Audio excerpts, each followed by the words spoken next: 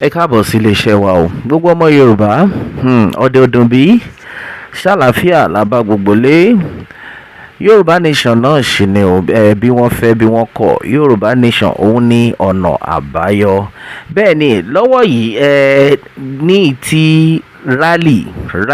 Yorùbá nation tó ń lọ lọ́wọ́lọ́wọ́. Ọ̀pọ̀lọpọ̀ àwọn èèyàn ni wọ́n ti jáde síta pé bí gbogbo rally yìí ṣe ń lọ, ṣé bí a ṣe fẹ́ continue rèé ta kàn máa jókòó síwájú táwa máa ṣe rally. Oríṣiríṣi ni àwọn èèyàn ti sọ nípa rally, ṣùgbọ́n lórí àwọn ìròyìn tí a tún gbọ́, wọ́n ti ní pé kí gbogbo ọmọ Yorùbá tó bá ń ṣe rally pé kẹ́ má máa sọ wípé kẹ́ má máa rò wípé bóyá eré lẹ́ ń ṣe, kẹ́ má máa rò wípé bóyá bí rally yìí ṣe ń lọ pé kò sẹ́ni tó ń rí yín. Bá a ṣe ń sọ̀rọ̀ lọ́wọ́lọ́wọ́ báyìí, in fact ìròyìn ayọ̀ lélẹ̀. Rally tí àwọn kan rò pé àwọn kan wà níwájú ta pé àwọn gbé Yorùbá nation flag àwọn kọ sórí cardboard, pé àwọn kan gbé sókè pé àwọn kan kọ Yorùbá nation no going back. Ẹ má fi ṣeré mọ́. Lọ́wọ́lọ́wọ́ tá à ń sọ̀rọ̀ yìí, rally ó ti wá di nǹkan tó yẹ pé àwọn ìjọba gbogbo wọn everybody ti rí. Ìwọ tó bá believe wípé eré pa àwọn tó bá lọ́rùn bí eré ni àwọn ọmọ Yorùbá ṣe, lọ́wọ́ tá à ń sọ̀rọ̀ ó ti dé ọ̀dọ̀ àwọn ìjọba, to the extent international community gan wọ́n rí lọ́wọ́ bá a ṣe ń sọ̀rọ̀ yìí. Láìpẹ́ ni a gbọ́ tí àwọn ọmọ Yorùbá kọ̀ọ̀kan tí wọ́n jáde tí wọ́n ní pé àṣé bí olóyè Sunday Igboho àti Professor Banji Akintoye àṣé bí wọ́n ṣe ní kankan rọra bẹ̀rẹ̀ rally ní iwájú tàwa pé ká má ṣe láláriwo, àṣé ó níbi tí wọ́n ń bá iṣẹ́ lọ ni. Kábíyèsí Elédùmarè, ó níbi tí wọ́n ń bá iṣẹ́ lọ nítorí pé pàápàá jùlọ gan a ti rí pé àwọn ọ̀tá wọ́n ti ń jáde lẹ́yọ kọ̀ọ̀kan. Àwọn ọ̀tá ni o, àwọn bíi Fulani, ṣùgbọ́n àwọn kan tún jáde pé kò ń ṣe àwọn Fulani nìkan, kò ń ṣe àwọn Fulani nìkan gangan ni ọ̀tá rally tá à ń ṣe, pé àwọn olóṣèlú ilẹ̀ Yorùbá gan pé àwọn gangan ni ọ̀tá rally, pé àwọn gan pẹ̀lú. Nítorí pé a ti gbọ́ tán sọ pé kí àwọn Fulani wọ́n máa lo àwọn political talks nílẹ̀ Yorùbá. Ó ṣẹ̀ṣẹ̀ wá yé wa ń sìn ní pé kò ń ṣe àwọn Fulani gan ló ti ń lo àwọn ọmọ Yorùbá political talks o, àwọn olóṣèlú ilẹ̀ Yorùbá tó yẹ pé wọ́n ò nífẹ̀ẹ́ sí nǹkan tó ń ṣẹlẹ̀ lórí Yorùbá nation. Bẹ́ẹ̀ ni àṣírí wọn ti tú. Bẹ́ẹ̀ ni àṣírí àwọn olóṣèlú yìí ó ti tú. Wọn ò fẹ́ kí Yorùbá nation wáyé rárá, nítorí wípé ipò tí àwọn wà yẹn ó ti tẹ́ wọn lọ́rùn. Wọ́n máa ní pé báwo la ṣe máa ní pé a fẹ́ lọ bá wọn máa ṣe Yorùbá nation, ipò tí wọ́n ti fún wa lórí wọn Nàìjíríà tá a wà yìí a máa fi lẹ̀. Ẹ gbàgbé o, lọ́wọ́ táyín bá yín sọ̀rọ̀ kí gbogbo àwọn ọmọ Yorùbá tí wọ́n ń ṣe rally ní ìta wọn, ẹ má rẹ̀wẹ̀sì o, ẹ má lọ sọ wípé nítorí pé báwo ló máa jẹ́ pé àwa bíi mẹ́rin mẹ́ta àtẹ̀tẹ̀ rí àwọn kan tó yẹ pé wọ́n kó àwọn ọmọ wọn jáde síta ni, àwọn ọmọ kéékèèké pẹ̀lú wọn tó ń ṣe rally tí wọ́n gbé banner no going back. Nǹkan tá a ti sọ́lẹ̀ ni pé ẹ ṣáà make sure wípé ẹ fídíò ara yín. Bẹ́ẹ̀ ni ẹ máa fídíò kẹ́ post anywhere tẹ́ bá lè post sí. Kò sí nǹkan tẹ́ post tí àwọn tí à ní rí online, kí àwọn ìjọba wọn ní rí, tí àwọn international community tí wọ́n ní rí, kan tó fi pè ní online nìyẹn. Ó máa wà everywhere. Wọ́n dẹ̀ ti ń rí bó ṣe ń lọ ẹ̀bọ́n dẹ̀ ṣe ń rí báyìí, inú ń bí gbogbo wọn. Kò sí nǹkan tó máa gbé ṣe tán lè ṣe fún ọmọ Yorùbá, nítorí pé self determination peaceful rally òun ni àwa ń ṣe o. Bẹ́ẹ̀ ni àṣírí gbogbo wọn ti tú o. Àwọn Fulani ni o, àwọn olóṣèlú ni o, gbogbo wọn ò fẹ́ kí rally kó continue. Ṣùgbọ́n lórí ìròyìn tó dé bá wa ta ti gbọ́,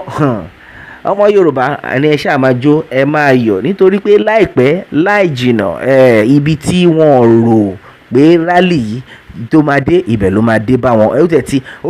tẹ̀ tí ń ní wọ́n lára lọ́wọ́lọ́wọ́ báyìí, nítorí pé ọ̀pọ̀lọpọ̀ wọn ti rí pé ẹdún náà ibi tá ti, nítorí pé plan tí wọ́n tẹ́lẹ̀ ni wípé bá ṣe ń parọ́ pé Yorùbá Nation rally ń bọ̀ ó máa jáde a máa bẹ̀rẹ̀ wọ́n ti bìlì pé gbogbo yẹn a máa gádà ara wa jọ síbi kan tá a máa pọ̀ wọ́n ti prepare àdó olóró tán fẹ́ jù sáàrin wa tẹ́lẹ̀ ṣùgbọ́n lọ́wọ́ yìí Ọlọ́run ti fún wa ní ọgbọ́n ìmọ̀ àti òye yẹn láti dàrú mọ́ ọ lọ́wọ́ ó ti wá dàrú mọ́ ọ lọ́wọ́ báyìí gbogbo ẹ̀yin tẹ́ ń jáde tẹ́ ń sọ pé ṣé iwájú ta nìkan la kàn máa wà ní ẹ má fi ṣeré o ẹ má fi kíní ìṣeré wọ́n ń rí wa o wọ́n ń rí bó ṣe ń lọ ṣèbí láìpẹ́ lára àwọn kan tí wọ́n ṣe rálì wọn ní Abẹ́òkúta ibẹ̀ láti rí àwọn tó ń ṣe tiwọn ní ìpínlẹ̀ Ondo ara àwọn kan tí wọ́n ń ṣe tiwọn ní Ṣàgámù àti rí wọn káàkiri gbogbo àgbáyé báyìí à ń rí wọn káàkiri kò ń ṣe pé àdìdì àwa lọ síbẹ̀ ṣùgbọ́n à ń rí gbogbo ẹ̀ bóyá ń jáde online so ẹ má bẹ̀rù and now Professor Banji Akintoye wọ́n ti kan sára wọ́n ti gbóríyìn fún gbogbo àwọn ọmọ Yorùbá tòótọ́ tí wọ́n jáde bó jẹ́ pé méjì mẹ́ta mẹ́rin nìyí ẹ̀yẹn ṣàṣe kí ló pé right up yín pé Yorùbá Nation ni o no going back ni ó bá tán àfẹ́ wọn Nàìjíríà Yorùbá Nation la fẹ́ nǹkan tí a fẹ́ máa gbọ́ nìyẹn bí wọ́n ṣe ń gbọ́ báyìí orí ń fọ́ wọn sí ni meanwhile àwọn international community wọ́n fẹ́ mọ̀ pé okay àwọn ọmọ Yorùbá lọ́tún lósì nǹkan tí wọ́n fẹ́ rè of which we have the right for self-determination àti sọ ilé láìmọye ìgbà meanwhile ó tẹ̀ ní fídíò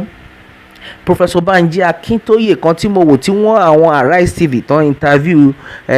Professor Banji Akintoye pé ní ìtẹ́sọ pé ẹ fẹ́ gba ilẹ̀ Yorùbá yín ṣe ẹ mọ̀ pé ọmọ Yorùbá ló wà ní ipò ààrẹ ṣé bó ṣe ń lọ yìí ṣé ẹ ṣúọ̀ pé ààrẹ Bọ́lá Ahmed Tinubu wọ́n máa support yín mo láìkí ìdáhùn tí Professor Banji Akintoye tí wọ́n dá ọ̀gbẹ́ni yẹn lóhùn pírẹsẹ́ńtà yẹn wọ́n sọ fún pé báwọn ṣe ń rí o pé everybody náà ló mọ̀ wípé since tí ààrẹ Bọ́lá Ahmed Tinubu wà ń bẹ̀ yẹn bóyá wọ́n dá wa lóhùn o wọn ò dá wa lóhùn oníkálukú wọ́n ń ṣe bísínẹ́sì tiwọn ni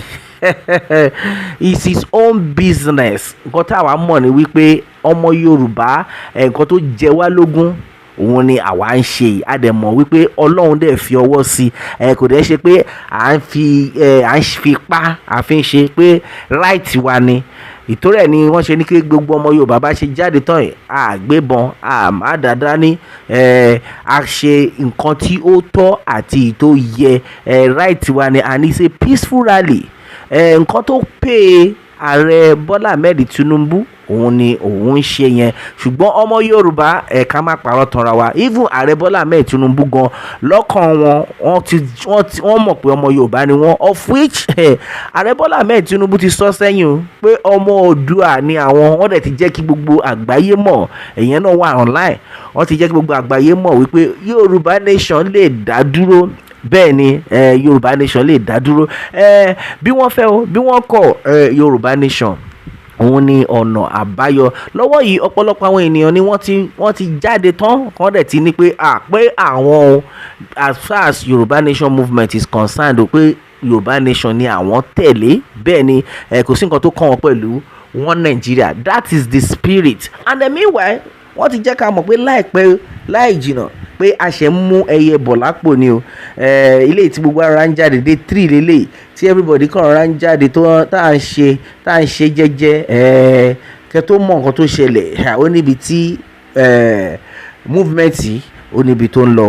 ìwọ tí o ti jáde mad lord were discouraged o bá ṣe jáde in fact this is going to be one of the best rally so far oríṣi àwọn èèyàn ti jáde ẹ̀yin èèyàn ẹ má jẹ́ kó sú yín o ẹ má jẹ́ kó rẹ̀yìn Yorùbá Nation òun nìkan ni ọ̀nà àbáyọ and this is exactly nǹkan tí a gbọ́dọ̀ ṣe tí àwọn ìjọba tí wọ́n máa rí tí gbogbo àwọn ìjọba àgbáyé tí wọ́n dẹ̀ máa rí tán máa fi mọ̀ pé òkè àwọn ará bíi wọ́n ti jáde tán wọ́n dẹ̀ ti fi ẹ̀hónú wọn hàn of which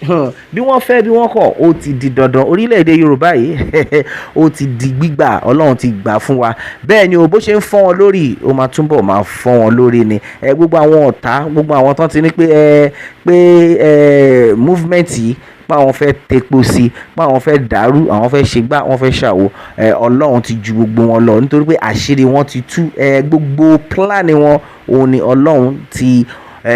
ti reveal and Ọlọ́run dẹ̀ ní jẹ́ kí ó ṣeé ṣe fún wọn Yorùbá nation òun nìkan ni ọ̀nà àbáyọ bẹ́ẹ̀ ni bí wọ́n fẹ́ o bí wọ́n kọ̀ Yorùbá nation ló lè ṣe a ò ní rí jù báyìí lọ lórí eléyìí ẹ̀yin èèyàn wa a ó máa bẹ o ọ̀bẹ níbẹ̀ ṣu àtẹ́lẹsẹ̀ abẹ̀nàwò ẹni tó bá ní a máa bọ̀ òun là ní dé bá kí Elédùmarè kó bùkún fún orílẹ̀-èdè Yorùbá ó